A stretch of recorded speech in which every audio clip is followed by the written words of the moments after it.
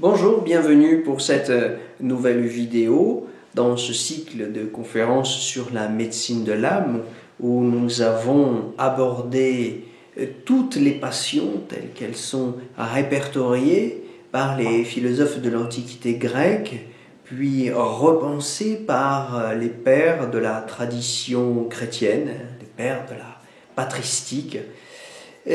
Aujourd'hui, nous nous intéressons à la crainte.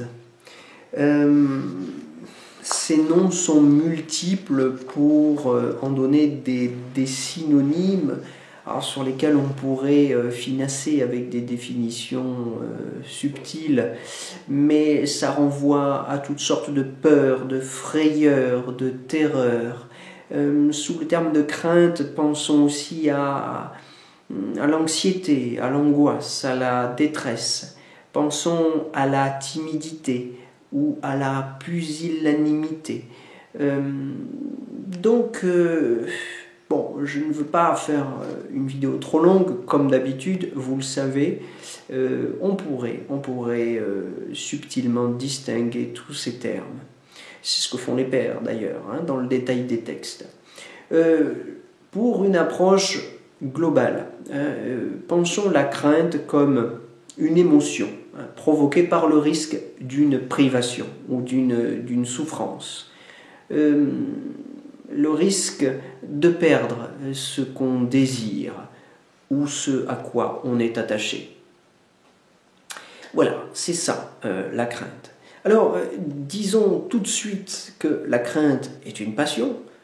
Entendez, un vice, c'est-à-dire une force qui nous siphonne, qui nous fait choir, qui nous fait tomber, mais elle peut désigner aussi une vertu, c'est-à-dire une force morale qui nous élève, comme lorsqu'on parle par exemple, vous le savez, dans la Bible, de la crainte du Seigneur. Alors, en ce qui concerne la crainte comme vertu, la crainte vertueuse, eh bien, elle peut être de deux sortes. Il y a deux sortes de craintes vertueuses. D'abord, il y a celle qui est naturelle et qui nous intéresse à notre propre conservation.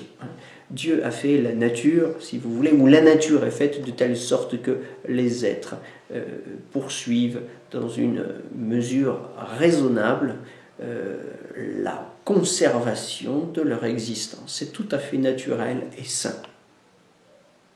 Donc, si vous voulez, dans ce sens-là, la crainte et cette crainte naturelle est l'expression de notre instinct de conservation.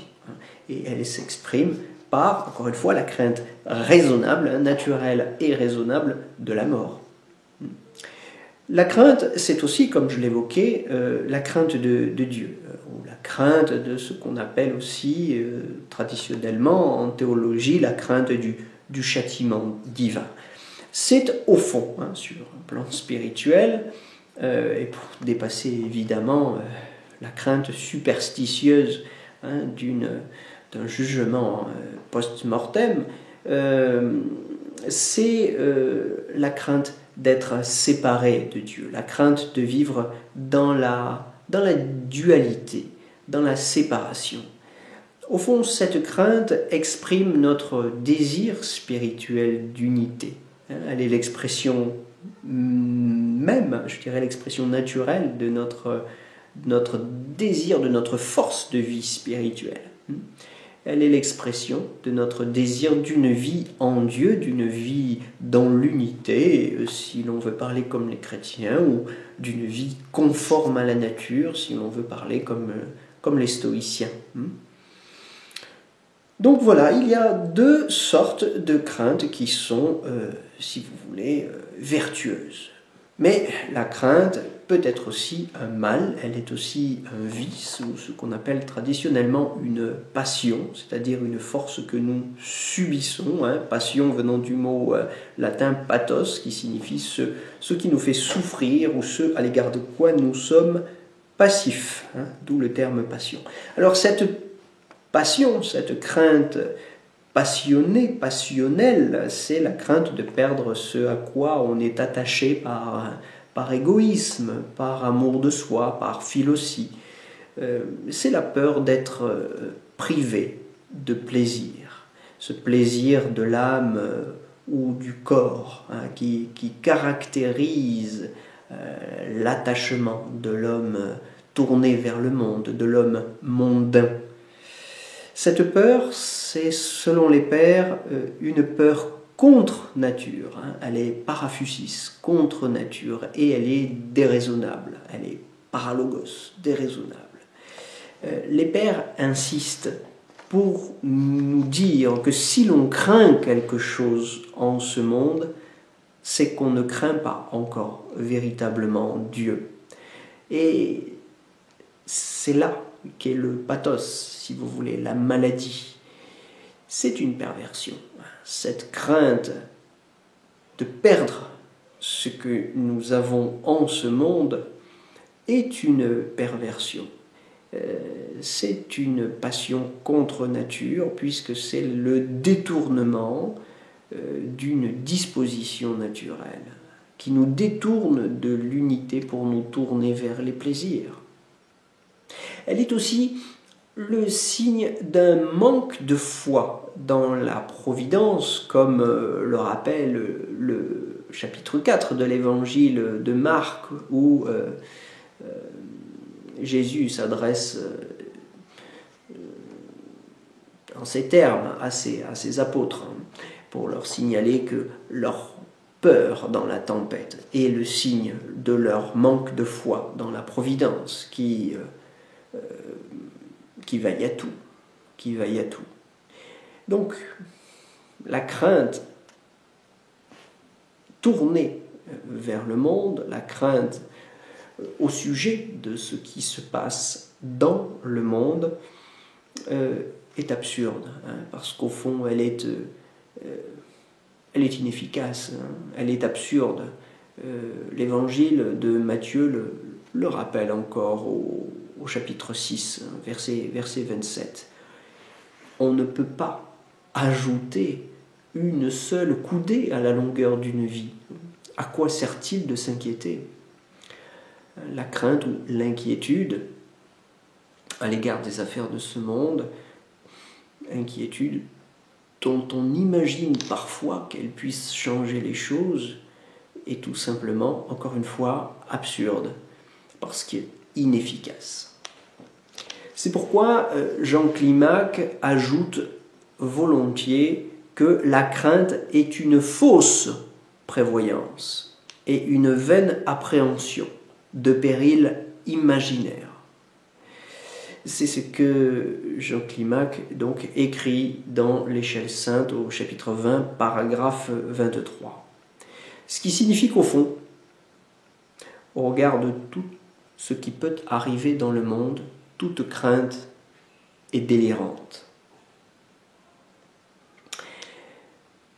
La crainte consiste à croire, pour parler en langage stoïcien, que ce qui ne dépend pas de nous puisse réellement en dépendre. Toute crainte est abusée, diraient les pères et diraient aussi les philosophes stoïciens. Toute crainte est abusée par l'imagination. Aucune crainte, au regard du cours des choses dans le monde, aucune crainte n'est véritablement rationnelle. Ce qui signifie, in fine, que cette crainte naît de ou nourrit l'orgueil de croire que nous sommes maîtres de notre destin. Au fond, la crainte procède d'une espèce de prométhéisme. Je me rappelle que Prométhée, c'était dans la mythologie grecque, cet homme, ce surhomme, ce héros, qui avait fait effraction dans l'Olympe pour aller voler dans les forges d'Héphaïstos le feu que Héphaïstos et Athéna y entretenaient, afin de le donner aux hommes pour réparer l'injustice que son frère Épiméthée avait commis en oubliant les hommes, en oubliant de les pourvoir du nécessaire à la conservation de leur existence. Donc il y avait chez Prométhée, si vous voulez, cette espèce d'inquiétude qui l'avait poussé à transgresser un interdit dans l'espoir d'aider les hommes à devenir les garants, les auteurs de leur propre destin et les garants de leur propre sécurité par la maîtrise du feu. Bon, l'histoire a montré que cette crainte était illégitime, et qu'elle était fautive et qu'elle devait être réparée par une punition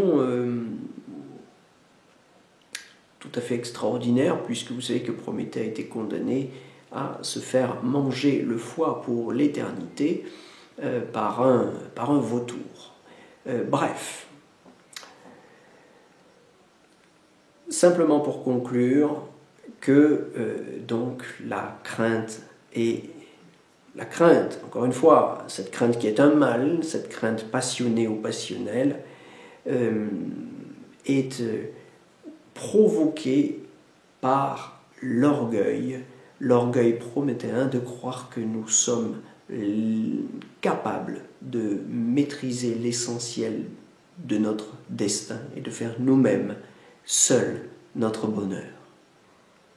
Bien, sur cette méditation, une fois n'est pas coutume, à cheval sur la tradition des pères de l'Église, de la mythologie grecque et des philosophes stoïciens, je vous souhaite de bonnes réflexions, une bonne méditation, et je vous dis à très bientôt pour la suite de ces conférences sur la médecine de l'âme.